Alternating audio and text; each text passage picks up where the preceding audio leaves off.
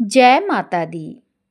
आप सभी लोगों को महाअष्टमी की बहुत बहुत शुभकामनाएं।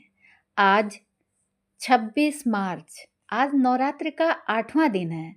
आज मैं आपको बताने जा रही हूँ माँ महागौरी की पूजा विधि, मंत्र, भोग और कथा।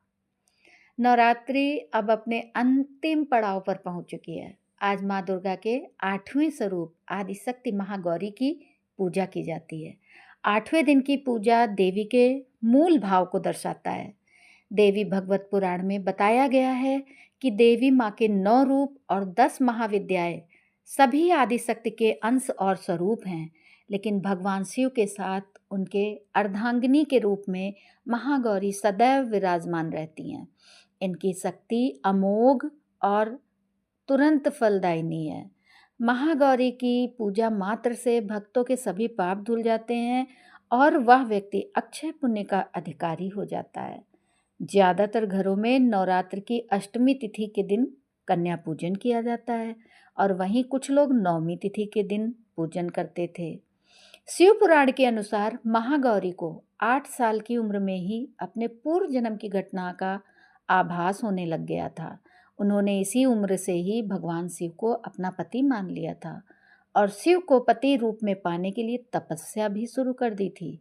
इसीलिए अष्टमी तिथि को महागौरी के पूजन का विधान है। इस दिन दुर्गा सप्तशती के मध्यम चरित्र का पाठ करना विशेष फलदायी होता है। जो लोग 9 दिन का व्रत नहीं रख पाते हैं, वे पहले और 8वें दिन का व्रत कर पूरे 9 दिन का फल प्राप्त करते हैं। चलिए शुरू करते हैं महागौरी की व्रत कथा।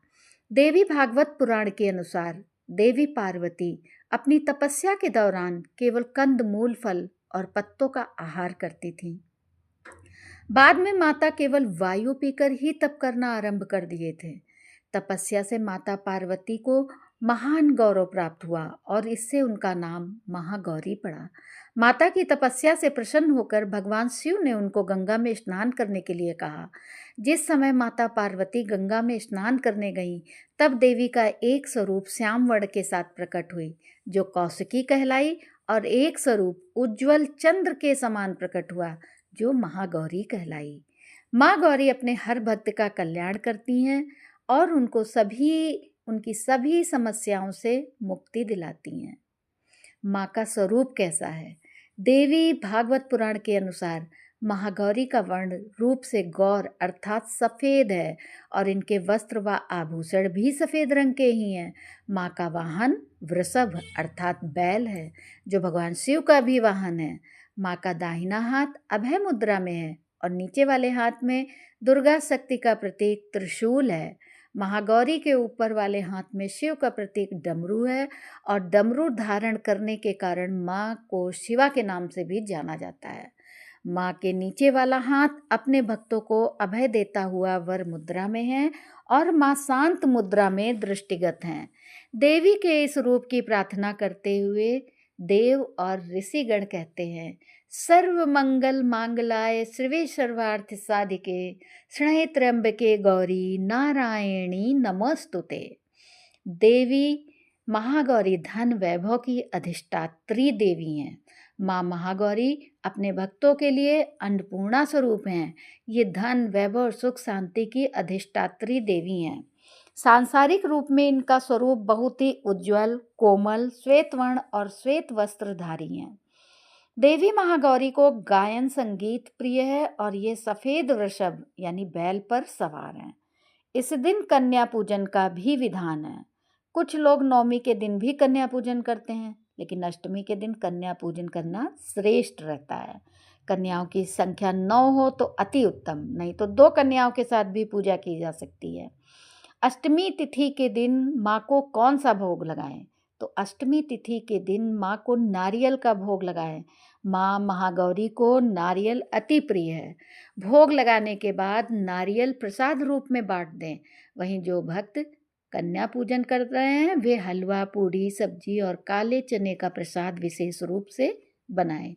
माँ की पूजा करते समय भक्तों को गुलाबी रंग के कपड़े पहनने चाहिए, क्योंकि गुलाबी रंग प्रेम का प्रतीक माना जाता है। अब महागौरी का मंत्र, या देवी सर्वभूतेषु माँ गौरी रूपेण संस्थिता नमस्तस्यै नमस्तस्यै नमस्तस्यै नमो नमः। अब पूजा विधि क्या है? अष्टमी तिथि पर महागौरी की पूजा का विधान बाकी दिनों की तरह ही होता है।